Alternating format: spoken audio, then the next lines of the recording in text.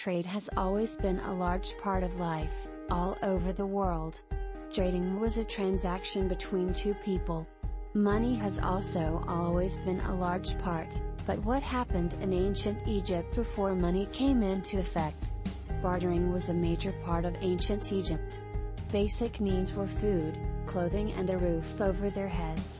Mud from the Nile made good bricks for houses. Food and clothing could both be farmed. Flax made very versatile cloth. Fishing and farming meant a good food source. The surplus would have been taken to a merchant and traded, perhaps for luxuries. Some merchants may not have had the items for trade, which meant that credit was quite probably involved. IOUs would only have been written when the amount was substantial, as not many people could read and write and scribes were hard to come by.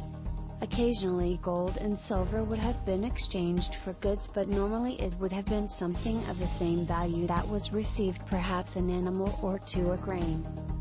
Until the late period, starting in 664 BC, gold and silver had mainly been for the pharaohs or placed in their tombs. The gold and silver in the tombs meant a lot of grave robbing would have happened. Throughout the late period, gold and silver became a more widely used commodity. The stolen trinkets could be sold, and for quite a high price. When coinage came into effect in the second half of the first millennium, bartering was still widely used. Bronze was the main coin for everyday goods, although gold and silver was occasionally used. During the Hellenistic period, coins became more widely used, especially as the Greek mercenaries who had been happy to receive land in payment now demanded to be paid in money. Monetary banking came into effect in the Hellenistic period too. There had always been a banking system using grain. This gradually changed until the Hellenistic period, whereupon banking became more popular over the country, not just locally. By this time money was becoming more widely used.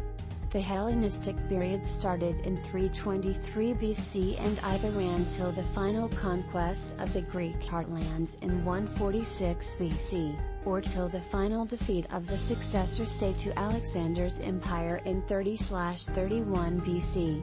The bank accounts were kept in the central bank of Alexandria.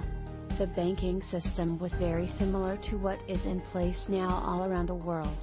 It was harder to prove who you were, as there was no such thing as ID, but the details of ancestry, age, job and any distinguishing details would have all noted down. By the time the Romans came into Egypt, banking and trading had come a long way.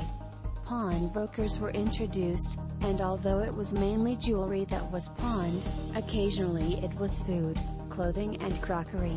Interest had also been introduced. Some rates that had been recorded for loans were as high as 200%. Romans also changed the way trading was done, making sure that the same price was paid and received by everyone. Nowadays we still use the same monetary banking, and whilst small details have changed, the same principle has not. Many of us have loans today, and certainly pawnbrokers are still around. A lot changed throughout the Egyptian time.